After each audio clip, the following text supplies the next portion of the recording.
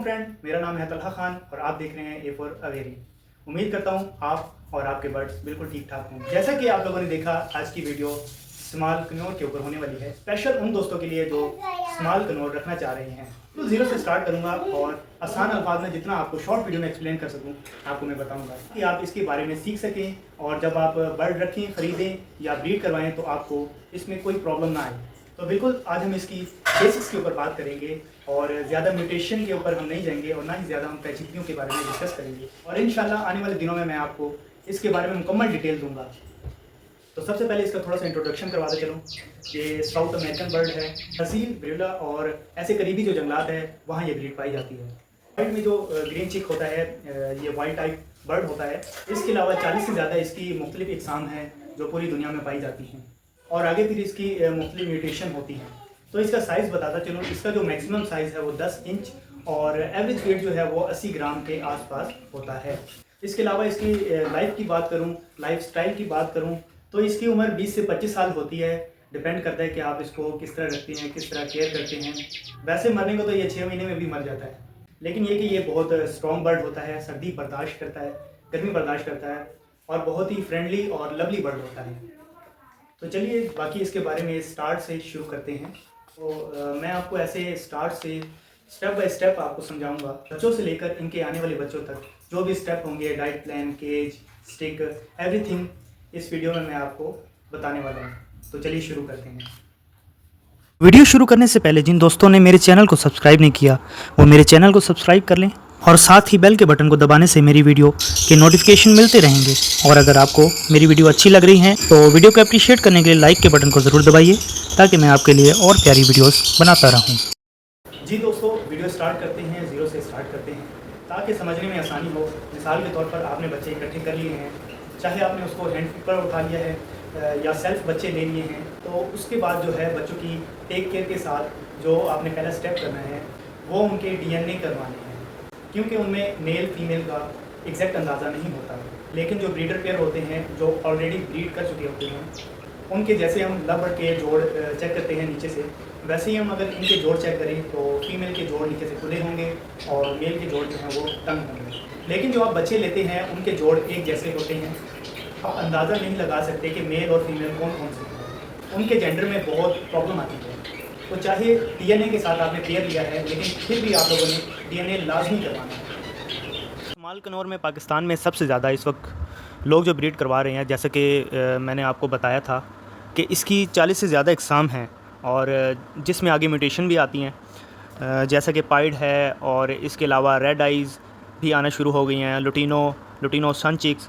तो इसी तरह बहुत सी इकसाम हैं, लेकिन पाकिस्तान में जो सबसे ज़्यादा ब्रीड हो रही है इसमें सबसे पहला है ग्रीन चिक। इसके बाद येलो साइडेड आ जाता है, जो कि बहुत ही खूबसूरत बर्ड है। इसमें भी लाइट फैक्टर, डार्क फैक्टर और डार्क रेड फैक्टर भी आ जाते हैं। इसके बाद कनौर में बहुत ही खूबसूरत स्मॉल कनौर में पाइनएप्पल कनौर है, इसमें भी बहुत सी वैरायटी आती है। बाद में पाइट भी आना शुरू हो गई हैं जो कि बहुत ही खूबसूरत हैं। इसके बाद जो है ब्लू टर्कोइज़ आ जाता है। इसमें भी 2 शेड आते हैं, जैसा कि वाइट चेस्ट वाइट फीट और ब्लैक चेस्ट और ब्लैक फीट। और इसके अलावा इसमें भी पाइट की बहुत ही खूबसूरत इकसाम हैं। पाकिस्तान में जो फेवरेट चल रही है वो है सनचिक। सनचिक जो है बहुत ही खूबसूरत बर्ड है। सनचिक के साथ साथ लुटिनो, मून चिक और इसके अलावा बहुत सी इकसाम हैं जो पाकिस्तान में इस वक्त ब्रीड हो रही हैं। तो दोस्तों, अगर आप स्टार्टिंग में ज़्यादा इन्वेस्टमेंट नहीं करना चाहते तो आप ये 3 बर्ड लगा सकते हैं, जो आप लो कॉस्ट में उठा सकते हैं। आप इनसे सीखेंगे भी, और इसके बाद इन्हीं को आप पोस्टर पेयर बनाकर एक्सपेंसिव बर्ड खरीद सकते हैं। इसमें ग्रीन चिक, येलो साइडेड और पाइनएप्पल कनौर ये न्यू फैंसियर के लिए जो स्टार्ट करना चाहता है, सीखना चाहता है, बेहतरीन है। सबसे मज़े की बात यह है कि जब आप इनको ब्रीड करवाते हैं तो आप इनके छोटे बच्चे सेल कर सकते हैं, जो कि अच्छी प्राइस में सेल हो जाते हैं, और आपका पेयर नेक्स्ट ब्रीड के लिए रेडी हो जाता है। और आप अगर चाहें तो मदर सेल्फ भी करवा सकते हैं। तो जनाब, आपने अगर बच्चे ले लिए हैं और उसके साथ डीएनए भी आपको मिल रहे हैं, तो फिर भी आप लोगों ने डीएनए लाजमी करवाने हैं। इनकी जो बॉन्डिंग होती है बहुत इजी होती है, कोई प्रॉब्लम नहीं आती है कि आप जो एक पेयर लेकर लगाएंगे उनमें मेल फीमेल को या फीमेल मेल को मार देगा, ऐसा हरगिज़ नहीं होता जैसे कि लव बर्ड में प्रॉब्लम आती है। हरगिज़ ऐसा नहीं होता, इनका पेयर आसानी से बॉन्ड हो जाता है। तो जब भी आपने बच्चे लेने हैं तो उनके आपने डीएनए करवा लेने हैं। और अगर आप पेयर पेयर बनाकर छोड़ना चाहते हैं छोड़ दें, वरना आप फ्लाइट में इनको आसानी से छोड़ दें। अब बात कर लेते हैं इनकी ब्रीडिंग एज की कि ये किस उम्र में जाके ब्रीड करते हैं। तो जनाब, ये जितने भी स्मॉल गनौर होते हैं ये 1 साल की उम्र में अपनी ब्रीडिंग एज को पहुंच जाते हैं। जब इनकी उम्र 1 साल हो जाए तो आप इनको ब्रीडिंग पर लगा दें। ब्रीडिंग केज, अब बात कर लेते हैं ब्रीडिंग केज के हवाले से। साथ साथ देख लेते हैं कि आपकी ब्रीडिंग केज में किस किस चीज़ की ज़रूरत होती है। तो सबसे पहले जो बड़ी अहम चीज़ होती है वो है इनका केज साइज़। केज साइज़ आपका इतना होना चाहिए कि आपका बर्ड इजीली फ्लाई कर सके। जिन लोगों ने लव बर्ड के केज रखे होते हैं वो इनको लव बर्ड के केज में भी ब्रीडिंग करवा सकते हैं, लेकिन याद रहे कि ज़्यादा छोटा केज होगा तो इनको एग बाइंडिंग का प्रॉब्लम आएगा। कोशिश करें जो एवरेज साइज़ है 2 फुट चौड़ाई, 3 फुट गहराई और 1.5 फुट हाइट हो। ये एक मिनिमम साइज़ है जिसमें बर्ड इजीली फ्लाई कर सकेगा और आपको अच्छे रिजल्ट भी देगा। दूसरी जो एक अहम चीज़ होती है वो होती है स्टिक। स्टिक की मोटाई कितनी होनी चाहिए। ये मेरे हाथ में जो स्टिक है, ये आपने केज में 2 स्टिक लगानी है। एक बॉक्स से 6 इंच के फासले पर हट कर लगाना है और दूसरी जो स्टिक है वो आपने नीचे लगानी है। ऐसे स्लोप में लगानी है ताकि बर्ड इजीली फ्लाई करे और हैप्पी रहे। स्टिक का जो साइज़ है वो 1.25 इंच मोटाई के बराबर होनी चाहिए। और अगर हम बॉक्स की बात करें कि बॉक्स कैसा होना चाहिए, तो ये है कॉकटेल का बॉक्स। हम इसको कॉकटेल का बॉक्स भी कह सकते हैं, लेकिन ये एक अच्छा बॉक्स है स्मॉल कन्योर को ब्रीड करवाने के लिए। इसका साइज़ 8 इंच चौड़ाई और 1 फुट गहराई है। अगर आप बाज़ार से लेना चाहें तो बाज़ार में कॉकटेल का बॉक्स कहकर आप ख़रीद सकते हैं। इसका स्केल 8 इंच और गहराई जो है 12 इंच है। तो दोस्तों, मैंने आपको केज साइज़ का भी बता दिया, स्टिक का भी बता दिया, बॉक्स का भी बता दिया। अब मैं आपको बताता हूँ बॉक्स के अंदर हम वुड शेप का इस्तेमाल करते हैं। जैसा कि हम रा कॉकटेल और रिंग नेक के लिए इस्तेमाल करते हैं, वैसे ही हम इनके भी बॉक्स में वुड शेप का इस्तेमाल करते हैं। और फिर ये आहिस्ता आहिस्ता इसको कुतरते हैं और अपना एक प्रॉपर नेस्ट बॉक्स बनाते हैं। और इसकी सबसे बड़ी निशानी ये होती है कि जब आपका बर्ड ब्रीड पर आता है तो वो थोड़ा सा एग्रेसिव हो जाता है और अपने चेस्ट के फीदर उतारते हैं। आप इनके बॉक्स में देखें तो बॉक्स के अंदर थोड़े थोड़े इनके फीदर नज़र आते हैं। और जब इनके बॉक्स में आपको फीदर नज़र आ जाए तो आप समझ लें कि आपका बर्ड ब्रीड पर आ गया है। दूसरा ये कि बहुत से लोग मुझसे सवाल करेंगे कि क्या ये बर्ड कॉलोनी में ब्रीड करता है।